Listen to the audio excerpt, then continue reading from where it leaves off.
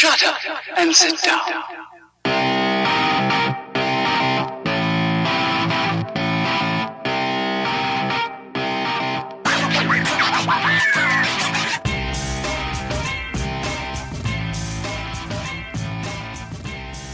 Good morning, good afternoon, good evening, wherever you are. Welcome to the Baseball and Beer podcast. I am Brendan Bowes, and I believe this is episode number 7. That's right, we have made it 7 episodes through, and I got a whole lot more inside ready to go. Actually, that's not really true. I don't have a whole lot. It's not like I've pre-recorded anything and I'm just waiting to get them out. I have a lot of stuff inside my head that I'm ready to go. I think that's the proper thing to say. Anyway, I won't bore you anymore with details. Thank you for listening. As always, if you need to get in touch with me via social media or email, here are the ways to reach me. If you prefer Twitter, I am at BaseballBeerPod. That's all one word, at BaseballBeerPod. If you prefer to send me an email, I can be reached at baseballbeerpodcast@gmail.com. Excuse me. Again, that's baseballbeerpodcast@gmail.com. If you are looking for the website in which to find all the previous podcasts or wanted to make your contribution there, you can go to baseballandbeerpodcast.blogspot.com. That's baseballandbeerpodcast.blogspot.com. Lastly, if you are on Facebook and you want to join my group, I try to update it with either pictures or just random polls or questions or random things. If you want to join that, it is facebook.com/baseballbeerpod. So this week is going to be a bit off the cuff in terms of the beer talk. I will get into that when it's time. And baseball talk is probably going to go back to advanced statistic talk. Last week I talked a whole bunch about WAR, or wins above replacement, but I never actually explained what it is. I just threw that out there, hoping you guys would know it. I would believe most of you do, but for those who don't, I wanted to take a step back and kind of go over that, as that is sort of the quote-unquote overall apex of sabermetrics, but I will certainly break down why that's true and why that's false. It is both, but that's what we got in store for this week.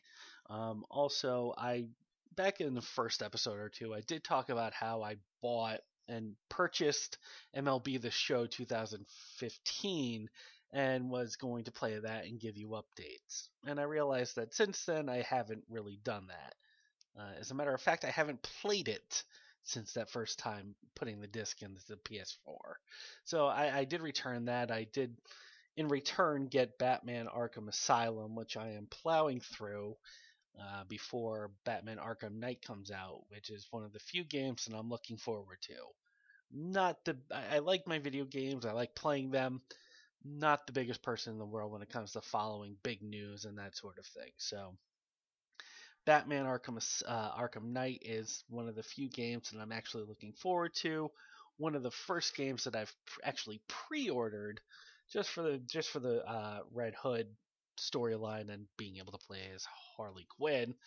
But a lot of DLC that you get for the base game, so I am looking forward to that. I know that has nothing to do with baseball or beer, but my podcast, my rules. So when I said that the beer talk is going to be a little bit off the cuff, what exactly do I mean? Well, to kind of kick down the fourth wall of how the beer and baseball podcast work, I usually brainstorm what I'm going to talk about, usually put some notes down in a Word document, have that on my other monitor, and kind of go from there. But even up until this morning, I didn't have anything, because I wasn't exactly sure what I wanted to talk about, at least on the beer side. Now, I guess to take a step back, one of the things that I like doing once a week or once every other week is I head down to the local beer brewer here in Framingham, Jack's Abbey. I know I've talked about them before. They're really good, even for being so local to me. I usually keep an eye on Twitter or Facebook, and when they post that they are tapping a new beer or a different type of beer, or they have a different cask out, I usually make a point to stop there in the afternoon and have a flight of some of the new stuff, and usually get a growler fill of either one of my favorites, or if one of the new stuff really impresses me, usually get that. And because I go there on a Wednesday or Thursday, noon, early in the afternoon, there's usually no one there. Usually it's myself, one or two other people, plus the guys who pour the samples in the taps and fill the growlers. But when I got there today, it was a lot busier than normal. There were a lot of people there. Thankfully, one of the bench spots had just opened up, so I parked my keister on there. Saw that there were a couple of new beers on tap, so I got myself a flight and sat my ass down and started to enjoy the beers that I was having. One of them being Constitution number 9, number 9, number 9, number 9, number 9.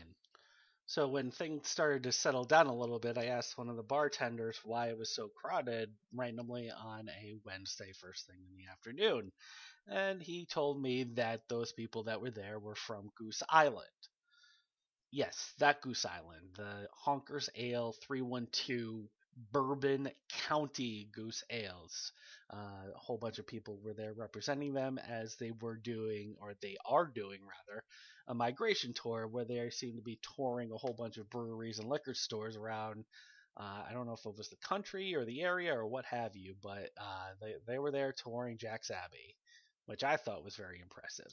So the first thought that went into my head was I need to talk to them. I wanted to talk to one of my favorite breweries about some of their beers. I mean, Sophie, Matilda, Bourbon Counties, can't go wrong with that. I wasn't sure how to approach them because they're touring, so it was tough to imagine that they wanted to talk to just anyone. But they're from Chicago, and as we all know, recently the Chicago Blackhawks took home Stanley Cup. So I figured that because they're from Chicago, and I guess promoting stereotypes at this point isn't a great idea, but they're from Chicago, so they gotta be hockey fans. So when one of them came up to the counter for a new sample, I congratulated them for a Blackhawks win, taking home the cup, and that was a good way to start the conversation because Chicago sports is very popular among Chicago people, wouldn't you know? Plus, there's also the benefit of me being a Chicago White Sox fan. Funny enough, out of the I guess there were 10 people there, maybe 10 or 11. There was only one White Sox fan. One of them was a White Sox fan, which was nice. But the Cubs fans there were also very fun to talk to, very interesting people. No one really had this rivalry with the White Sox, which was nice for someone as a White Sox fan who grew up in New England. It was nice having a Chicago baseball talk with Chicago people who were Cubs fans and not having them hate me by default. And some of them were telling me how they were in Chicago for the Blackhawks win, and unfortunately some of them were over here in Boston already and had to watch it from their TV in their hotel room. But the bottom line is that they were very friendly people to talk to about sports, and I enjoyed it. After that, I paid my tab, walked out, went through the drive-through at the closest Wendy's, and just to paint the picture here, in order to get back to my place, from Wendy's, I have to drive past the side road that Jack's Abbey is in. So I'm driving, and I think to myself, people from Goose Island are 20 meters away from me, and I have a chance to talk to them about beer, and all I've done is talk about sports. What am I thinking? These are the guys that make the Bourbon County beers, some of the most sought after beverages in all of beer land, and they're right there, and I have the opportunity to talk to them. But I was going home. So, right out of a romantic comedy, I swerved, like screeching tires swerved onto the side road that the brewery is at, pulled back in, and popped myself back on a chair and started talking to these guys about beer. Well, I would actually say that I listen to them talk about beer, and that is a huge compliment because, as awesome as these guys were to talk about sports, beer is their passion, and they can talk my ear off about beer all they want to because they're knowledgeable and they were friendly and they had no problem sitting around with me listening to my stupid questions and answering them without making me feel like a dumb idiot. I mean, I've homebrewed before. I go out of my way to try, the top rated beers on Beer Advocate, but talking to these guys, I really feel like I knew nothing. And again, that's a compliment. It was amazing. I got a lot of knowledge, and it was an awesome time, an awesome experience meeting people from probably one of the top microbreweries out there. And in all honesty, I probably would still be there if they didn't have to leave and head off to their next destination. But again, these people from Goose Island are extremely nice, and I was amazed that I was able to talk to them and pick their brains and just enjoy talking about beer with, again, one of the top microbreweries in the world, or at least the United States. I can't speak for all of the world. So, to Daryl, AJ, Eric, and Jamie, I think those were the four guys. I just want to thank you for, again, taking the time to speak with me. And I hope you guys enjoyed Jack's Abbey. And talking with you guys have made me want to actually make the effort to head to Chicago again and hopefully visit you guys as well as take in a White Sox game or even a Cubs game. I would be up for that. Speaking of baseball, I do believe that's the second part of this podcast. So let's start going into that. Beginning of the show, I said that last week when I was talking about the All Star game and how the voting is kind of stupid and how the stupid Royals are taking over the stupid American League, I talked about how I was using WAR or wins above replacement as a way to kind of figure out who actually deserves to be in the All Star game or at least starting. Actually, before I go into this, I just want to take a quick moment to update the fact that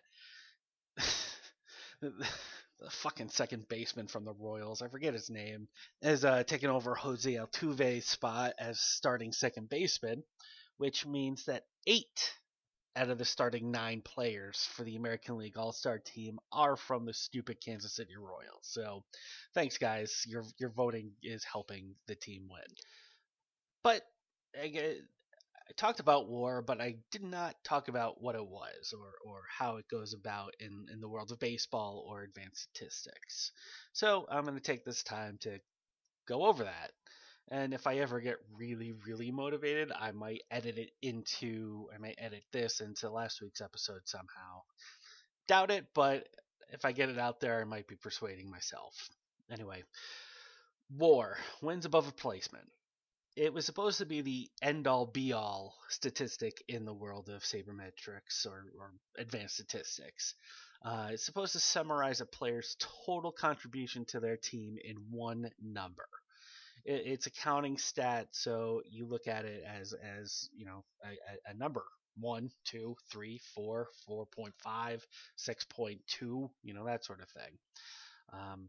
In the sense of WAR, a replacement level player, the R of WAR, is a player that basically fills in for an injured starter. Otherwise, the 25th player on the roster, the worst person on the team.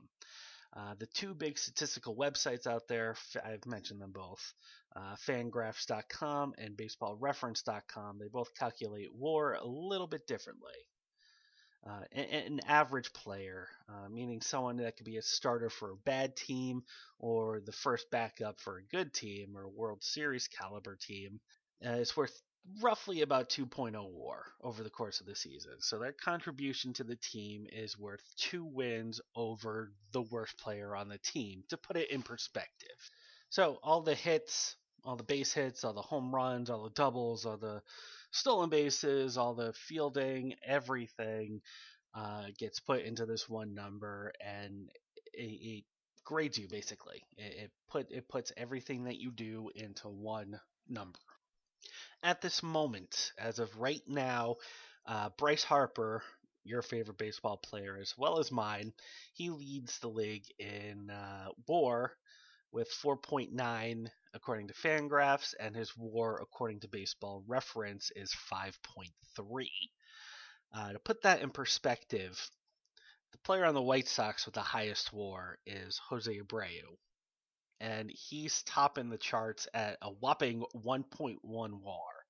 I believe that's both. I got the number from Fangraphs, but I believe it might be a little bit higher on Baseball Reference. But regardless, the point stands. Bryce Harper is the best player in the league right now. He is outstanding. He's on pace to be above 10 WAR, which is insanely high. Mike Trout did it back in 2012. It was only 3 years ago, but before him, the last time that someone broke 10 was again, everyone's favorite baseball player, Barry Bonds, back in 2004. So yeah, once you reach basically 8, 9 WAR, you are considered elite for that year. There's really no ifs, ands, or buts about that. So to break it down into pros and cons, pros of WAR.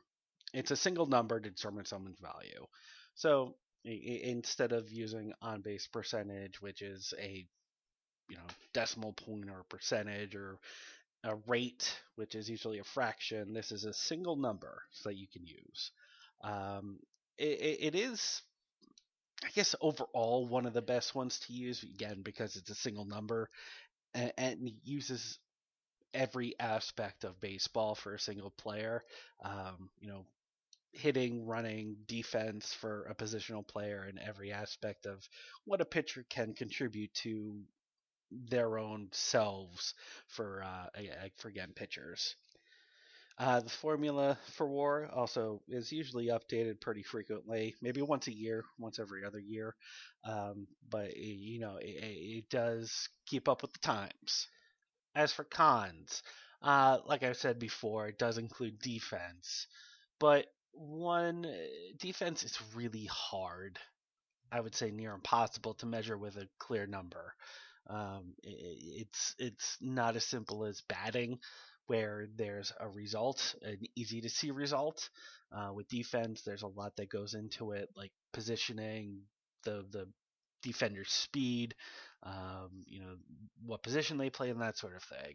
So even though it does include defense, the actual calculation part for the defense can be a little flawed, meaning that someone that's generally a better defender tends to have a higher number. Well, let me rephrase that.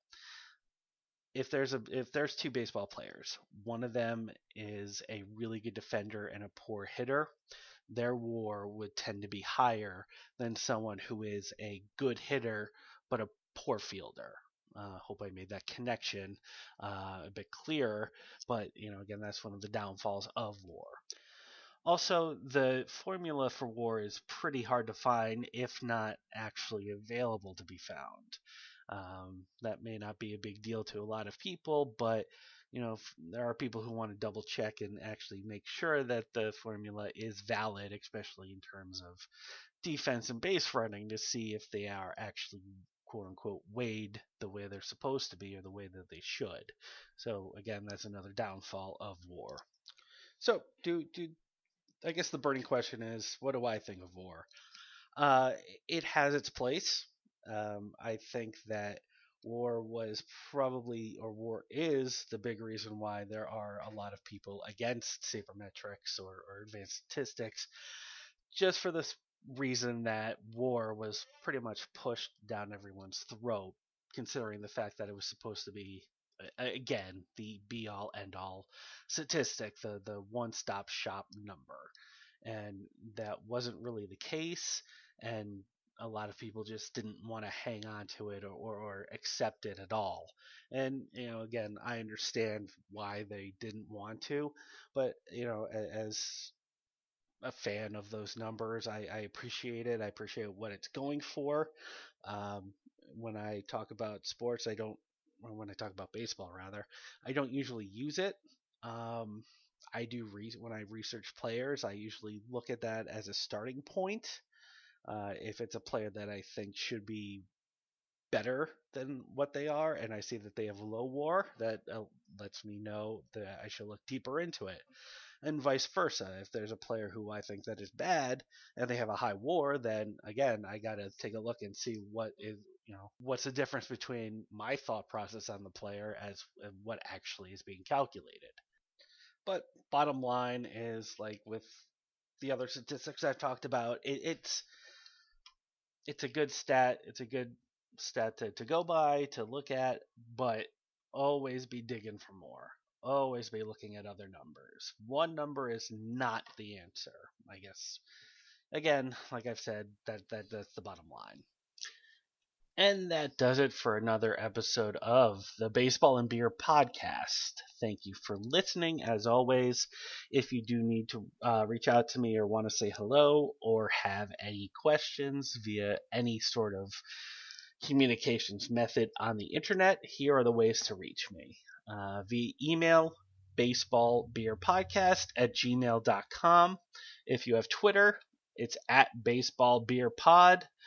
And if you want to go to the website where previous episodes are located, if you don't want to subscribe to iTunes, which, by the way, P.S., you can subscribe to me on iTunes, it's baseballandbeerpodcast.blogspot.com. Again, baseballandbeerpodcast.blogspot.com. Thank you, everyone, for listening to episode 7. I am Brendan Bowes, and I am out.